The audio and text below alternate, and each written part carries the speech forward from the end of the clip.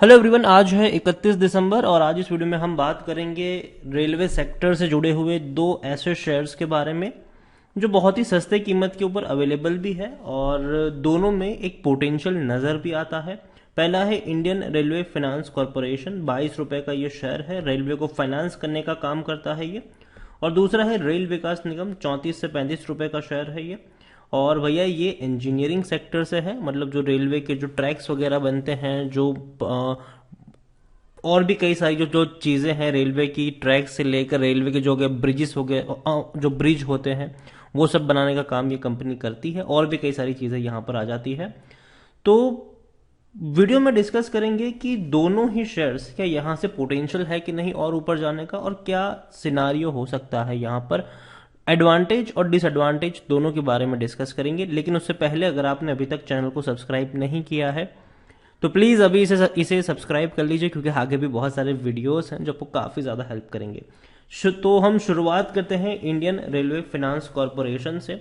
देखिए, मैं मानता हूं कि ये एकदम सुस्त शेयर है, आलसी शेयर है ये। एक महीने में 1.5% की गिरावट है और ज़्यादा मूवमेंट भी नहीं है, मुश्किल से 1 रुपए का प्राइस रेंज है यहाँ पर। लेकिन एक साल का अगर हम ग्राफ देखें तो देखिए, एक साल का जो इसका ग्राफ है वो अवेलेबल नहीं है, क्योंकि जो इसका आईपीओ था वो पिछले साल की शुरुआत में फरवरी महीने, सॉरी इसी साल फरवरी महीने में आया था। यहाँ पर देखिए तो इस बीच इसका जो प्राइस रेंज रहा है वो सिर्फ 5 रुपए का रहा है। 20 रुपए का लो है, 25 रुपए का हाई है, 5 रुपए का इसका प्राइस रेंज रहा है। कोई बड़ा मोमेंटम नहीं आया है, बहुत ही सुस्त शेयर आप इसको मान सकते हैं। लेकिन अच्छा डिविडेंड पेइंग शेयर भी आप इसको कह सकते हैं। देखो, अभी जिस प्राइस पे ट्रेड कर रहा है वो मीडियम प्राइस है, अपने हाईज और लो के बीच वाला प्राइस है ये। तो मेरे हिसाब से ना उतना सस्ता है ना ही उतना महंगा है, लेकिन मौके इस लेवल पर जरूर है। यहाँ पर देखा जाए तो 35 लाख का इसका वॉल्यूम है, बहुत ही कम वॉल्यूम है इसका, क्योंकि शेयर सस्ता है, 22 रुपए का शेयर है ये। प्रमोटर के पास 86% की होल्डिंग है, 1.06% की होल्डिंग एफआईएल्स के पास है, 2.08% की होल्डिंग म्यूचुअल फंड, 1.11% की होल्डिंग इंश्योरेंस कंपनी के पास है। अब जाहिर सी बात है, जब सरकारी कंपनी है तो प्रेसिडेंट ऑफ इंडिया सबसे बड़े प्रमोटर है, और अगले साल प्रमोटर जो है वो अपनी हिस्सेदारी को और कम करेंगे ओएफएस के जरिए या किसी भी जरिए, और 75% तक जो भैया स्टैंडर्ड है भैया वहां तक लेकर आएंगे। मतलब अपनी हिस्से को बेचने से पहले एक तेजी आपको दोबारा यहाँ पर देखने को मिल सकती है।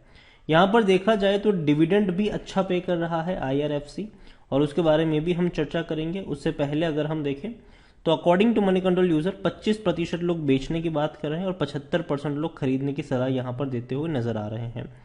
इतना ही नहीं, जैसे कि मैंने वो कहा कि अच्छा डिविडेंड पे कर रहा है, मतलब इस साल इन्होंने 2 बार डिविडेंड पे किया, फरवरी महीने में और नवंबर महीने में, 1 रुपये 5 पैसे का और 77 पैसे का। मतलब कुल मिला के देखो ऑन एन एवरेज तो तकरीबन 2 रुपए का इसने डिविडेंड पे किया है। तो देखिए, अच्छा डिविडेंड है। अगर मान लीजिए कि आपकी बाइंग प्राइस मानिए कि 20 रुपए के आसपास की है और 2 रुपए का आपको इसने डिविडेंड दिया है, तो 10% का भैया आपको यहाँ पर सिर्फ डिविडेंड ही मिल गया। मतलब अगर देखें तो बैंक एफडी से भी अच्छा रिटर्न आपको यहाँ पे मिल रहा है। और रेवेन्यू में भी अच्छा उछाल है, 9,000 करोड़ के रेवेन्यू 15,000 से 16,000 करोड़ पर आ चुके हैं। और प्रॉफिट्स भैया शानदार हैं इनके, शानदार प्रॉफिट है। और अगले साल 2022 में मेरे हिसाब से इनका जो प्रॉफिट होगा वो 6,000 करोड़ होगा। 933 करोड़ का प्रॉफिट 4,500 करोड़ पर पहुंच चुका है, और 2022 में ये 6,000 करोड़ तक भी जा सकता है, क्योंकि दोनों जो क्वार्टर है फाइनेंशियल ईयर के, जून और सितंबर के, उन दोनों ही क्वार्टर्स में इस कंपनी ने 1500 करोड़ का प्रॉफिट कमाया, 3,000 करोड़ के प्रॉफिट से। तो कंपनी का परफॉर्मेंस जो है वो बहुत ही शानदार है। और प्राइस, हालांकि शेयर प्राइस अभी भी उतने बड़ी तेजी नहीं दिखाई है, और देखें तो बहुत ही सस्ते वैल्यूएशन के ऊपर शेयर अभी अवेलेबल है। 6.75 का इसका पी है, जबकि सेक्टर पी 26 के करीब देखने को मिल रहा है। खरीदने का सही मौका है, क्योंकि शेयर ओवरबॉट जोन में नहीं है, कोई भी रेड फ्लैग नजर नहीं आ रहा है। करंट प्राइस जो है वो इसकी इंस्ट्रिक वैल्यू से भी कम है, जो कि अच्छी बात है। स्टॉक अगर देखा जाए तो बैंक एफडी से भी इसने अच्छा जो पैसा है वो आपको कमा कर दिया है, और इसीलिए 100% एनालिस्ट खरीदने की सलाह दे रहे हैं। अब देखिए, ये सारे एडवांटेज है, पोटेंशियल है कंपनी में, सस्ता है और अच्छा डिविडेंड पे कर रहा है, ये हर कोई खरीदने की सलाह दे रहा है। लेकिन एक डिसएडवांटेज है जो मैंने आपको शुरुआत में ही कहा, और वो ये है कि मूवमेंट बहुत कम है, ये सुस्त शेयर है ये। तो यहां पर आपको क्या करना है कि अगर इस प्राइस जो देखो 22 रुपए का लेवल मुझे कोई खराब नहीं लगता, मुझे लगता है कि अच्छा लेवल है खरीदारी के लिए, तो खरीदना चाहो खरीद सकते हो, लेकिन आप में पेशेंस होना चाहिए लंबे समय के लिए रुकने का। यहाँ पर आप 1-2 महीने का गेम नहीं खेल सकते, यहाँ पर आपको 2-3 साल का गेम खेलना पड़ेगा, 2-3 साल तक आपको यहाँ पर रुकना पड़ेगा। तो अगर आप में पेशेंस है लंबा समय तक यहाँ पर रुकने का तो ही खरीदारी करें, वरना भैया इसको अवॉइड करिए। दूसरा शेयर है रेल विकास निगम। बेहतरीन कंपनी है, शानदार कंपनी है, और ये मैं आपको बहुत लंबे अरसे से खरीदने की सलाह मैं आपको यहाँ पर दे भी रहा हूँ। अच्छा पैसा इसने बनाकर दिया है, पिछले 1 साल में भी अगर हम देखें तो तकरीबन 44-45% का ग्रोथ है। 23 रुपए का लो है और 43 के आसपास का हाई इसने बनाया था, वहां से अब टूट रहा है। और देखो जब भी टूटता है खरीदारी के ही मौके हैं, क्योंकि आप देखिए हर बार जब भी ये टूटा है ज्यादा बाउंस बैक किया है, जब भी टूटा है डबल बाउंस बैक इसने दिखाया है। तो मेरे हिसाब से अब जब ये गिरावट आ रही है तो खरीदारी के ही मौके हैं, और इस गिरावट में सिर्फ और सिर्फ बाइंग की अपॉर्चुनिटी आपको यहाँ पर मिलने वाली है। मिड कैप शेयर है, 7,120 करोड़ के आसपास का इसका मार्केट कैप है। वॉल्यूम देखें तो 40 लाख के आसपास का वॉल्यूम नजर आया है।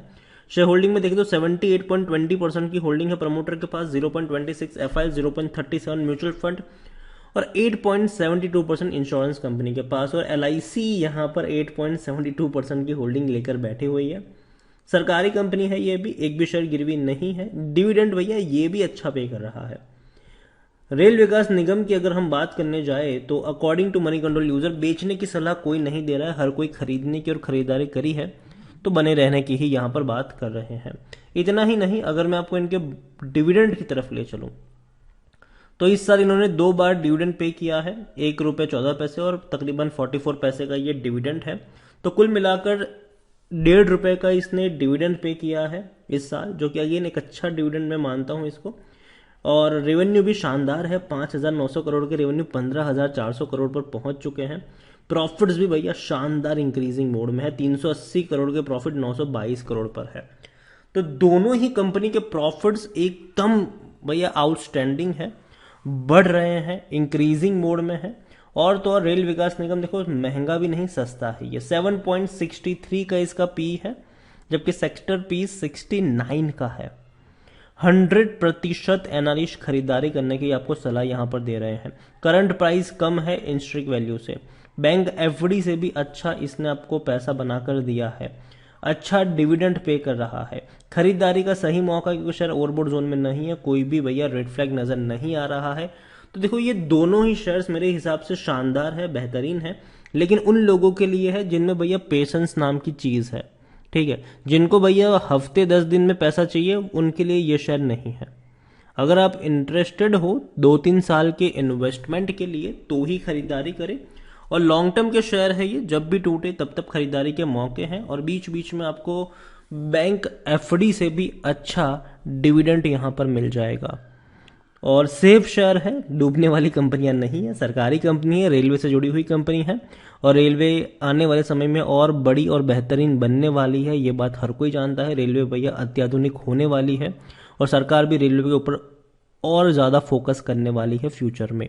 और ट्रांसपोर्टेशन के लिए आज भी पूरा इंडिया रेलवे के ऊपर डिपेंड करता है।